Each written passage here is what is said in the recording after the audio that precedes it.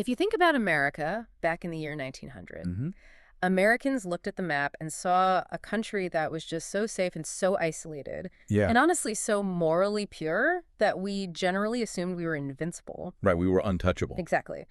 But then you fast forward 50 years later, and we were building bomb shelters in our backyards. Oh, yeah, totally terrified. Completely terrified, convinced the world was just closing in on us. And it's a fascinating historical contradiction. Like, how does the safest nation on Earth basically engineer its own paranoia? Well, it's really the ultimate question of the 20th century. Yeah. And the answer really requires dismantling this mythology we've built up around our own history. Because we didn't just stumble into that mid-century insecurity by sheer bad luck. Right, which is the core thesis of the source material we are pulling from today. So we're doing a deep dive into the expanded edition of American Diplomacy by George F. Kennan. Yes, George Kennan. And for anyone familiar with the architecture of the Cold War, Kennan's name is just unavoidable. Oh, absolutely. He was the architect of the containment strategy setting up the policy planning staff at the State Department. Right. And this expanded edition brings together his famous 1950 University of Chicago lectures, which covered the first half of the century. Right, the historical part. Yeah, along with his later 1984 lectures that address the nuclear era. You know, Kennan is really unique because he writes with the analytical distance of a historian, but he has this agonizing frustration of a practitioner who was actually in the room. Right, she saw it happen. Exactly. Yeah. He uses these lectures to diagnose what he sees as a chronic American illness. Yeah. Our habit of treating foreign policy as a mirror. A mirror. Yeah, so he argues that rather than dealing with the messy, often morally ambiguous realities of global power, we fashion our diplomacy to feed a pleasing image of ourselves. Oh, wow. We want to look virtuous to our voters, right? So we prioritize domestic applause over actual stable results abroad. So it's all about how we look to ourselves. Yeah, exactly. Wow, okay, so let's look at the hidden architecture behind the history we think we know. Because to understand the paranoia of the Cold War, Kennan says we have to start with the illusion of security at the turn of the century. Right back in 1900. Right, in 1900, the American public felt incredibly smug. We looked at our lack of standing armies and our distance from European conflicts, and we attributed our safety to our own superior American wisdom. Yeah, we thought we were just better than everyone else. Right, we thought we were being rewarded for staying out of the sordid differences of the old world. And Kennan points out just how spectacularly naive that was. I mean, our security had almost nothing to do with our moral purity and everything to do with hard geopolitical mechanics that the average American was completely oblivious to. They had no idea. None. Our safety was effectively subsidized by the British Empire. Okay, let's break down those mechanics, because it wasn't just a matter of an ocean separating us from Europe, right? It was the British Royal Navy actively controlling the maritime highways, ensuring no other European power could project force across the Atlantic. Precisely.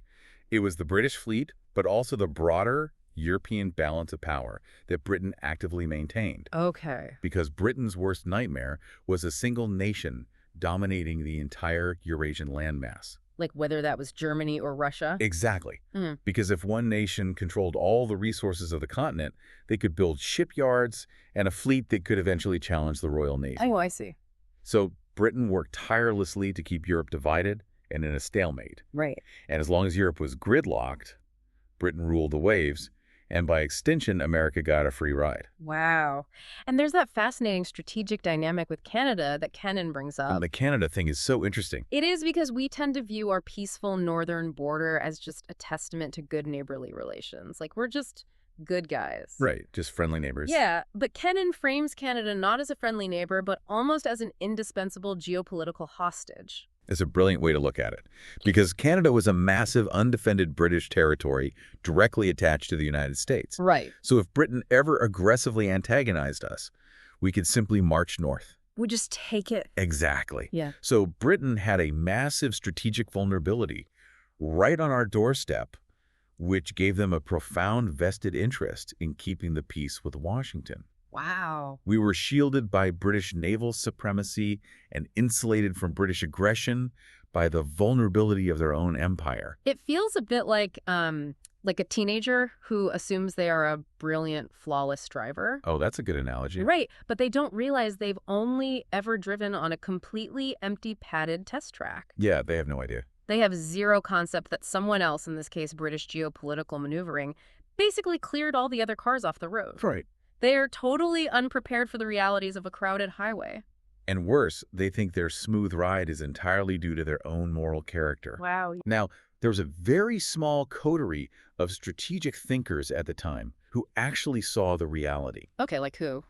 People like Alfred Mahan, the great naval theorist, Oh, right. and Brooks Adams. And Adams actually foresaw the coming crisis. Really? Yeah, he looked at the underlying math of global resources and realized England's economic position was becoming highly eccentric and vulnerable. Okay. He understood the fundamental tension between sea power and land power, warning that if a continental power ever centralized enough control to outproduce Britain, the shield would break. But the American public wasn't reading Brooks Adams. No, definitely not. They were reading the sensationalist yellow press. Yeah, the tabloids. Exactly. And that brings us to 1898 and the Spanish-American War, which Kennan views as just a masterclass in American diplomatic self-sabotage. Oh, it really was. Because the situation in Cuba was terrible. It was a decaying Spanish colonial administration. But from a purely strategic standpoint, President William McKinley had no desire to go to war. Right. I mean, Spain was already making major concessions. Yeah, McKinley knew that taking military action didn't align with any cold, calculated national interest. But the domestic pressure was just overwhelming. From the press? From the press. The public mood, it was all whipped up to demand this righteous crusade to liberate Cuba. The public wanted a war for subjective emotional reasons. Wow. And McKinley, facing immense political pressure, made the fatal choice to prioritize domestic politics over strategic reality.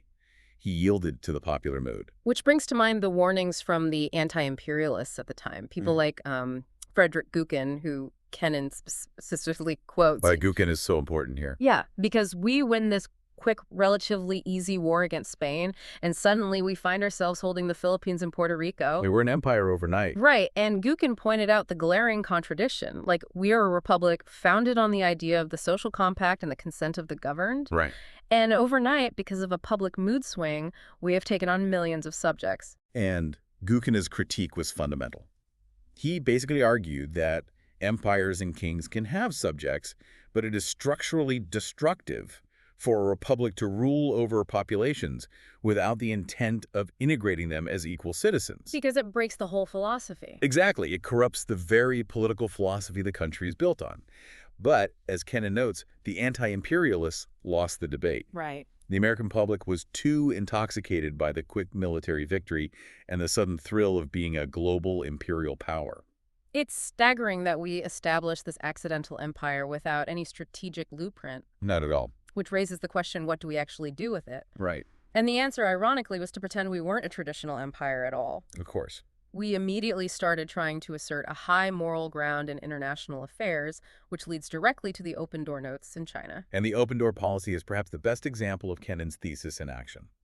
Because the textbook narrative most of us learn, and Kennan references historian Mark Sullivan to show how entrenched this myth really is. Oh, yeah. Sullivan's view is the standard one. Right. It paints the open door as a uniquely benevolent American initiative. The story goes that greedy European powers were carving up China into exclusive spheres of influence. Right. And the United States, with its superior moral vision, swooped in and convinced everyone to agree to free and equal trade, saving China from being completely partitioned. Right. That is the pleasing image. Yeah. It casts America as the selfless protector of global fairness. But Kennan pulls the rug out from under that narrative by actually tracing the paperwork. Oh, this part is crazy. The open door policy wasn't uniquely American, and it wasn't a triumph of diplomatic leverage. No, when you look at the actual origins, it's almost absurd. Yeah. The core memorandum wasn't drafted by an American statesman mapping out a grand strategy. It was written by an Englishman. Right, a guy named Mr. Hipsley. Mr. Hipsley, who didn't even work for the British government. No, he was an employee of the Chinese Imperial Maritime Customs Service who just happened to be visiting Washington. That is wild. So Hipsley drafts this memo based on a somewhat outdated British policy preference, because Britain, holding the bulk of the trade, naturally wanted the door open. Right. He hands it to an acquaintance at the State Department. And the State Department, which had virtually no institutional expertise on the Far East at the time, essentially buys it sight unseen. Sight unseen. They polish it up, and Secretary of State John Hay sends it out to the major powers as an American diplomatic initiative. But the European powers didn't actually agree to it, did they? Not at all. They sent back highly evasive conditional replies. Like they basically said, we'll agree if everyone else agrees, subject to our existing treaties. Right, they totally dodged it. Yeah, but John Hay just took those non-committal answers, turned around to the American press, and publicly declared a massive diplomatic victory. He totally bluffed. He bluffed, and the American public was completely bamboozled into believing we had just orchestrated a masterstroke of global statesmanship. It was diplomacy as public relations. Mm-hmm. I mean, we made a grand moral pronouncement that cost us nothing, committed us to nothing, and achieved practically nothing on the ground in China. Wow. But it played beautifully to the voters back home. And the hypocrisy runs even deeper. Because we are simultaneously demanding a free open market in China while we are busy building walled economic gardens in our newly acquired territories. Oh, yeah. Within a few years of these notes, the U.S. sets up discriminatory closed trade regimes in the Philippines and Puerto Rico. Right. It's a pure do as I say, not as I do doctrine. And that hypocrisy didn't go unnoticed by the rest of the world. And it establishes what Kennan calls the legalistic, moralistic approach to international relations. Okay, what does he mean by that? We started operating under the assumption that global politics should work like a domestic American courtroom. Oh.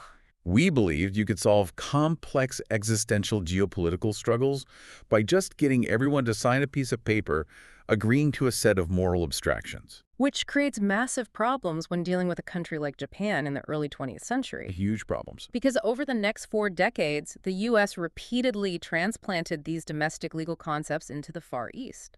We would point to treaties and moral principles to condemn Japan's expansion on the Asian mainland. And Kennan is very critical of this. We spent decades rhetorically hacking away at Japan's strategic positions. We kept telling them that their actions in Manchuria or China were illegal or immoral, Right. but we completely ignored the underlying realities driving Japan.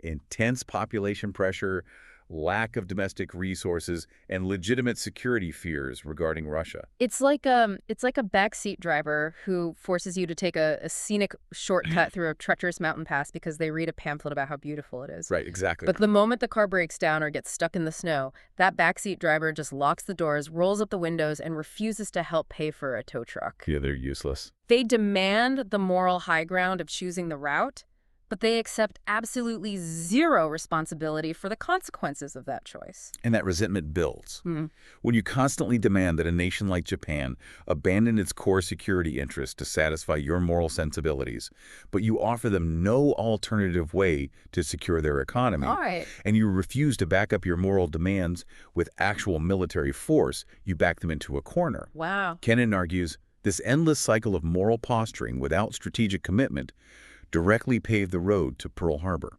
That is just chilling. And this pattern of behavior, making foreign policy decisions based on what sounds good at a domestic rally rather than what produces stable international results. Right. That is exactly what Kennan warns about when he transitions to the 1984 lecture. Yeah, skipping ahead to the Cold War. Right. We are suddenly in the thick of the Cold War. Yeah. The stakes are no longer just imperial holdings. The stakes are thermonuclear annihilation. Exactly. So how does this history of dilettantism hamstring us when we are dealing with the Soviet Union? Well, Kennan sees an unbroken line from 1900 to the 1980s. He highlights 2 fatal deficiencies that still plagued us. Okay. First, a severe lack of an enduring doctrine relating military strength to political policy. We historically treat war not as a tool of statecraft, but as a righteous moral crusade, where the only acceptable outcome is the unconditional surrender and total destruction of the enemy. Which in a nuclear age is a recipe for global suicide. Oh, yeah. You can't demand the total destruction of a nuclear-armed power. Exactly. And the second deficiency is the lingering ghost of McKinley. Oh, the domestic pressure. Right, the irresistible urge to conduct foreign policy for domestic applause. And Kennan actually brings in Alexis de Tocqueville here. Oh, really? Yeah, reaching back like 150 years to Tocqueville's observations on American democracy. Wow, what did he say? Tocqueville warned that democracies are structurally handicapped in foreign affairs. Because the incentives are entirely misaligned. Like, democratic politicians are rewarded for short-term emotional victories. A politician running for office is heavily incentivized to give a fiery, uncompromising speech calling a foreign adversary the literal devil. Right, plays great on TV. It rallies the base, it dominates the news cycle, and it wins elections.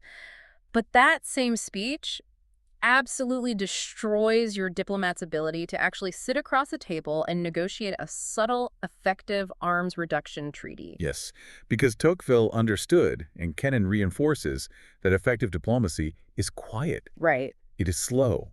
It Hmm. requires unspectacular compromises that often look morally ambiguous to the public.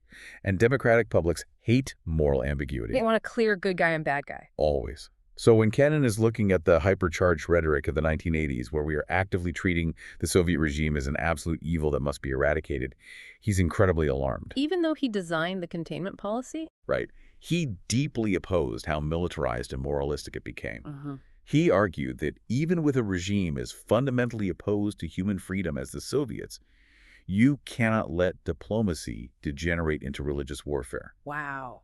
If you publicly paint the other side into a corner and demand they capitulate in a way that causes a humiliating loss of prestige, they will fight you to the bitter end. Even if they know they're losing. Even if they quietly recognize their own system is failing, yes.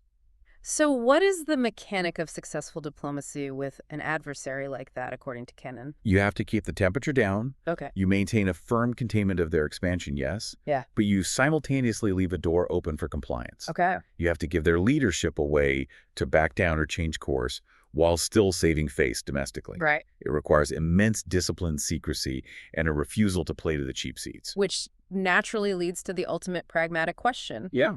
If Kennan has correctly diagnosed this century-long illness, this chronic inability to separate our foreign policy from our domestic political theater, what is his prescription?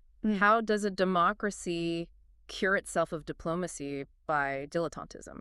Well, Kennan's ideal solution is the creation of a highly elite, respected corps of professional diplomats. Okay. He envisions men and women educated deeply in history, geopolitics, and foreign cultures, who are insulated from the constant churn of election cycles. Right. He wants a system where these professionals are given the authority to craft and execute long-term strategy, largely free from the interference of Congress or public mood swings. But knowing the American political system, that sounds completely incompatible with how we operate. Does he actually believe we could pull that off? No, he is profoundly cynical about it. Yeah. Kennan freely admits the American system is simply not built to accommodate that kind of insulated diplomatic corps. Congress holds the purse strings, the press demands total transparency, and the temptation for politicians to use foreign crises as a political football is simply too overwhelming. It's a sobering reality check. I mean, we've spent this deep dive tracing how the illusion of invincibility in 1900 morphed into the existential dread of the Cold War, driven largely by our own insistence on acting for the mirror rather than the map. It forces us to ask whether we've actually learned the lesson, or if the technology has just become more dangerous while the underlying habits remain exactly the same. And that is exactly where we need to leave you, the listener, today. The next time you see a campaign commercial or watch a debate where a politician makes a fiery, uncompromising demand of a foreign adversary, declaring that we hold the absolute moral high ground and demanding total submission, I want you to view it through Kennan's lens. Definitely. Ask yourself, is that rhetoric actually designed to solve an incredibly complex international crisis? Or is it simply a posture designed to feed our pleasing image of ourselves and, more importantly, win your vote? It's a lingering, uncomfortable question that Kennan leaves us with. If our democratic system inherently rewards politicians for domestic pandering and actively punishes them for the quiet, unspectacular compromises required by true diplomacy, is a truly effective, rational foreign policy, even structurally possible in a modern media-driven democracy? Are we capable of taking the bitter medicine of reality, or are we forever doomed to demand the sugar pill of moral posturing even as the world burns around us? Something to keep in mind the next time you look at the global map.